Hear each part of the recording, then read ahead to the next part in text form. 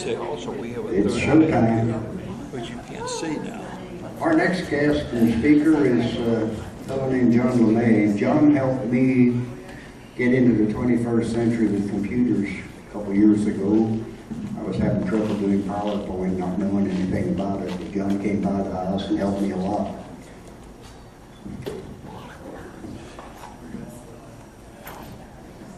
John was born and raised in Roswell. He shares a unique perspective of what it's been like to grow up among the aliens. A student of history, John is an activist for the Historical Society of Southeast New Mexico, located here in Roswell, and also serves as the vice president of the board of the Historical Society. John has written a number of books about the history of Roswell and Southeast New Mexico, including his just released Legendary Locals of Roswell, co-written with Roger Burnett. John's new book highlights the lives and careers of nationally and internationally known celebrities who were born in Roswell and went on to a life of fame and achievement. John is also the author of Real Cowboys and Aliens, UFO Encounters of the Old West, co-written with Noe Torres, and Roswell USA, the one he'll do here, Towns That Celebrate UFOs, Lake Monsters, Bigfoot, and Other Weirdness, as well as a number of other books. John has appeared on Coast to Coast AM with George Noory, the Jeff Rense program, and the Jerry Pippin Show, among others. Please welcome John LeMay.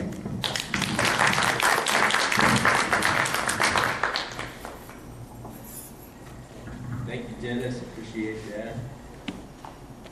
My lecture today is on towns that were inspired by Roswell's success with the 1997 UFO 50th Anniversary Festival to come up with their own strange festivals to celebrate events that had happened in their towns. As you can see, this is an old Roswell postcard from the 1950s. The alien is added in. But back in the 1950s, Roswell did not promote UFOs. In the R is New Mexico Military Institute, and the O is Ruidoso. So Roswell really used to promote itself quite a bit as a gateway into Lincoln County and Ruidoso and all the fun things to do there. So today we're kind of going to talk about how Roswell decided to promote UFOs and then how other towns decided to do the same. Everyone, of course, has seen the famous headline. I thought we'd start with that. This was the July 8th edition of the Roswell Daily Record, which announced that the Army had captured a flying saucer outside of Roswell. Then, of course, the very next day, the Army retracted the story and claimed it was a weather balloon. I thought this would be fun to show. This is actually the third Roswell Daily Record that most people often don't get a chance to look at. It has no articles about the Roswell incident. It only has the famous photo of Marcel holding the weather balloon. And it also has a rare photo of Mac Brazel. Our next panel will kind of expand on those. This is a very rare picture of Mac Brazel smiling.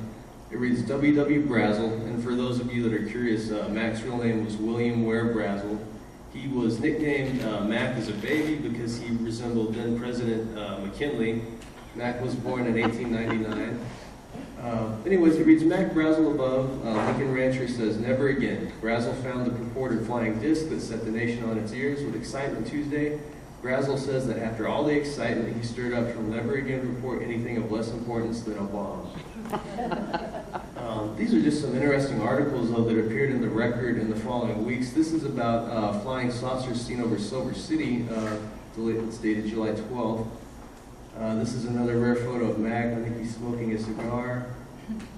This is kind of a humorous article. I can't remember the date on it, but it's basically about a woman who was riding in a taxi through Roswell, and she thought she saw a UFO, and it turned out that they were in fact weather balloons, or at least that's what they say in the article.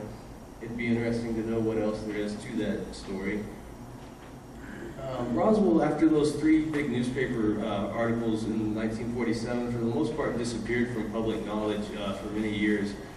It wouldn't be until the 1970s when Stanton Friedman, he was lecturing in Baton Rouge, Louisiana, and someone happened to introduce Stanton to Jesse Marcel, who was by then, a much older man. And Jesse told Stanton his story, and that it was his opinion that the debris that he found on the ranch in Corona was not of this earth, and it was not a weather balloon. So that really got the ball rolling with Roswell, and it brought it back into the public collective. The next big step in Roswell was this book, The Roswell Incident. Oddly enough, Stanton Friedman started on his book, Crash at Corona, first, but Charles Billitz and William L. Moore actually finished their book first, so it ended up beating Stanton's book. The next big book to come out were Randall and Schmidt's two books about Roswell, UFO Crash at Roswell and The Truth About UFO Crash at Roswell. And another big step for Roswell was when Unsolved Mysteries aired in a segment on Roswell in 1989. Most people don't know this, and some people will probably even try to cover this up, but the UFO Museum was not the first UFO museum in Roswell. The first UFO museum was actually located on the old air base, and it was called the UFO Enigma Museum, and it was owned by John Price. I am told this picture was taken inside the Enigma Museum, and that's researcher Clifford Stone, and this is author John Tilley. Clifford Stone ran his museum all the way up until 1997 and eventually closed it. It's a very interesting story. I detail it more in my book, Roswell USA, but he really was the first one to pioneer UFO tourism in Roswell. And then the museum on Main Street, as we know today, it came about, I believe, in 1991. Although it's also worth noting, in 1991, we had kind of a proto-UFO festival. Mayor Bill Brainerd had something that he called UFO Day, and it was kind of in conjunction with the release of Randall and Schmidt's new book. The next really big step for Roswell was when the Roswell movie was made by Showtime. So it wasn't actually a theatrical film, it was really a cable TV movie. It has Martin Sheen in it, and Kyle MacLachlan, and Dwight Yoakam was Mac Brazel. The really big movie to actually promote Roswell was Independence Day in 1996. In the film, basically in the film, the crashed Roswell saucer plays a big part in it. They use the crashed Roswell saucer, they repair it and fly it into the mothership and blow it up. So Roswell got a lot of exposure through this film, and it was perfect timing. 1996, just 1 year before the big 50th anniversary in 1997, so really thank. But they did say for sure it does not have a mouth. I do remember that. This is a drawing by another young man who saw the monster. It's kind of the more famous drawing. And they don't really have a festival for their monster, but they have begun promoting it. In 2007, they finally at least made t-shirts, and hopefully they'll start promoting it a little further.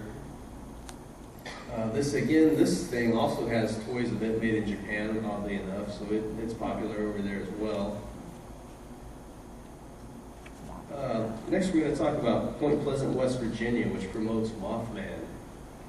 Mothman's sightings went on from November 15, 1966 through December of 1967. People described it as a bird-like being that had a head with red eyes that sat on the shoulders with no neck. At first they even called it the Bird, but that wasn't very imaginative. At the time, Batman was very popular on television, so they called it Mothman. The sightings lasted for the period of roughly a year and then stopped. When the sightings stopped, it was after a mysterious disaster occurred in the town when a large bridge collapsed during heavy afternoon traffic. After that, there were no Mothman sightings, so people began to speculate Mothman was like an omen, of the coming disaster on the bridge. So whether he was or not, people tend to group the two stories together. In 1975, John Keel wrote the book, The Mothman Prophecies, which was basically like their Roswell Incident book, and then it got the ball rolling, on Mothman. Later in 2002, they made a movie out of which it further catapulted Mothman into the spotlight. It starred Richard Gere and Deborah Messing. It wasn't terribly successful, but most people seem to have seen it. After this, the town started holding the Mothman Festival, and they also opened the Mothman Museum, which you can see here, which is run by Jeff Wamsley. They also erected a 12-foot tall stainless steel statue of the monster in town. Like our Roswell tours, they also have a Point Pleasant tour that takes you to sites where the monster was supposedly spotted.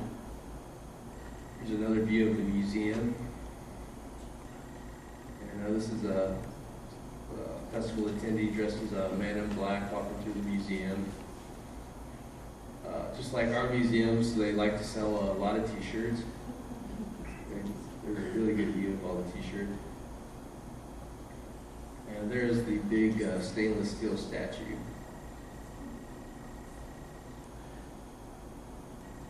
Next place we're going to talk about is Brownsville, North Carolina, maybe South Carolina, I'm going to check. Just see at the top. Okay. Yeah, this young man, Christopher Davis, was traveling down Browntown Road when he had a flat tire. While he was stopped, he saw this scary monster crawl out of the swamp, which he described as being lizard-like. He jumped in his car to get away, and the monster jumped onto the roof, and he swerved around until it fell off. And that's what this whole article here is all about. The town doesn't have a Lizard Man Festival, but they do capitalize on the monster. The places to capitalize on Lizard Man the most were the local gun shops that sold lizard getters for AR-15s. They have a lot of Lizard Man t-shirts and bumper stickers like you can see here. They also have some funny commercials that they produce locally featuring the Lizard Man. They were basically to promote their local lottery. I think you can look them up on YouTube. Just search Lizard Man and something about winning the lottery and you'll find it. It's pretty funny. I've got a lot of t-shirts of it. I thought everybody would think this is funny. This is Roswell, Georgia. They oftentimes get mixed up with us. During the 1997 festival, they tell me they got a lot of calls for people reserving hotels and things like that in July of 1997. And then finally the people would find out they had the wrong Roswell and they would cancel. Well, I talked to these ladies at the Roswell Visitor Center. It made such an impression on them, they printed up these t-shirts. And as you see, it's an alien in a Scarlet O'Hara dress. They're all wearing them here, and it reads, Historic Roswell, Georgia, antebellum, not alien. So that's their little in-joke within Roswell, Georgia.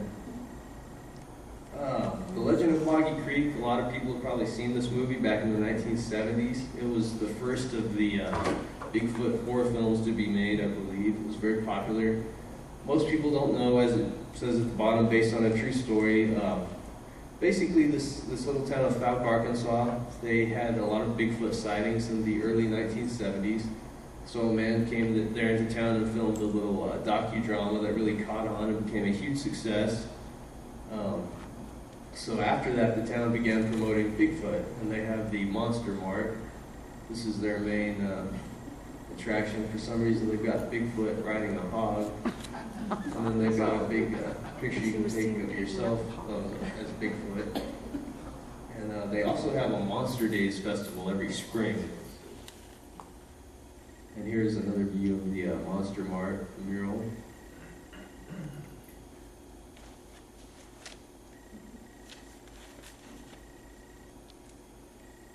And I'll go back, if anybody wants to take more pictures, I'll go back, and you're welcome to do it if you just tell me which photograph. The next place we're going to talk about is Jacksonport in Arkansas. It's home of the White River Monster. Sightings of the creature lasted from roughly 1915 to the 1970s. And the 1930s were basically the era in which all of these sightings really peaked. Here's a nice view of the river today. This photograph was taken in 1971. It's basically the most famous photo of the monster. It's kind of hard to see, but it's right along here. It's basically, you can see some type of dermal spines or something like a shark fin. In 1973, they deemed harming the monster illegal, and they also established the White River Monster Reservoir. This is Lake Worth near Fort Worth, Texas. In July of 1969, Lake Worth had sightings of a Bigfoot creature they described as Goat Man because of his white hair. Most of the sightings were by teenagers, but occasionally a few large groups of people spotted the monster together. Before long, people began hunting the monster with rifles. One teenager who wasn't too smart, he went out hunting for the monster wearing white overalls, which was the color of the monster, and one of the other hunters accidentally shot him. It didn't kill him, but he did shoot him. 40 years later, Lake Worth held the Lake Worth Monster Bash. One of the more famous 1969 sightings describes the monster throwing a tire into the air. And that's what this newspaper photo is detailing. Here you can see a tire, and this is supposed to be where the monster threw it from. So basically, when they had their big Lake Worth Monster Bash, their centerpiece was actually a tire throwing contest. But they had lots of other events there, just like we have with a few lectures and things like that. This is a reported photo of the monster. In addition to the festival, there has been a country song written about the monster. They've written a play about him, and he also has his own online blog. And I would assume he probably has a Facebook page too, but I haven't looked. He really does have an online blog, though. I'm going to briefly talk about Aurora, Texas. Everybody's probably familiar with that. In 1897, supposedly a flying airship crashed there. And the people that found the wreckage described the pilot as being a Martian, and they actually gave him, as they put it, a proper Christian burial in their cemetery. Aurora doesn't have like a festival or anything, but what's really interesting about Aurora is they actually have a historical marker that acknowledges that a spaceship crashed nearby in 1897. The pilot killed in the crash was buried here. So that's very interesting. There's quite a few other strange little towns that I didn't find pictures of, so I didn't include them, but there are quite a few other ones out there that have strange festivals or promote strange things. But I wanted to spotlight this for a moment. If you're interested in cryptozoology, this is a museum located in Portland, Maine. And I've never been there, but I would highly suggest if you ever get the chance to go in and look at it. Basically a bunch of displays of things that we've talked about today, but that's basically all of the towns. If anyone has any questions. Yes, EJ. What kind of fish is that? It's a coelacanth. Most people call it a coelacanth, but it's a coelacanth. Yeah. It's a prehistoric fish that was caught off the coast of Africa back in the 1930s. Yeah, they thought it was extinct, Yeah. and then they found some alive. And it's supposed to be like older than the dinosaurs. Yeah, way deep. Did you have some more pictures you want to take, sir, of different slides or? No, Okay. I'll get you to give me your PowerPoint. Okay. Later, so we'll talk about it. It's a really good Yes. museum. Oh, I've been. You've So, been, really? Yeah. Wow. Lauren Coleman Yeah. established it. He started in his house and had to move it because it was overtaking his home, and has a lot of movie props like Harry and the Hendersons and different things like that. It's really, really interesting. I'm glad to see somebody that's been there. It's very neat. Yes, Noah, you had a question. John, have you ever run across any towns that celebrate dinosaurs or dinosaurs that were found, beyond the time when they were supposed to have been extinct or anything like that? Well, I would kind of put Champ into that category because most people think that Champ is a plesiosaurus or some type of aquatic reptile from the time of the dinosaurs. Glen Rose, Texas has some footprints of humans and dinosaurs together that I know they promote. And I'm sure there is a town somewhere that promotes what you would call a remnant dinosaur, but I can't bring it to mind.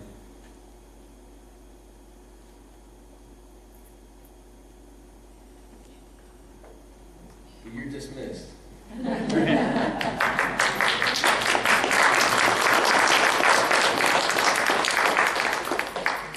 have just a few announcements, John. Okay.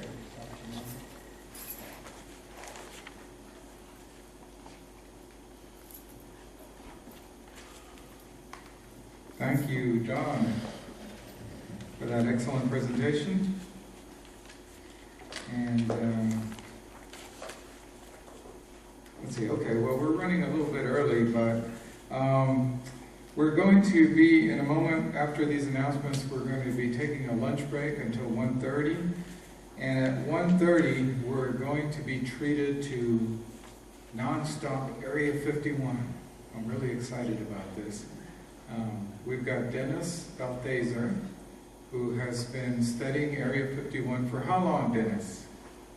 About 15 years. Yeah, long time.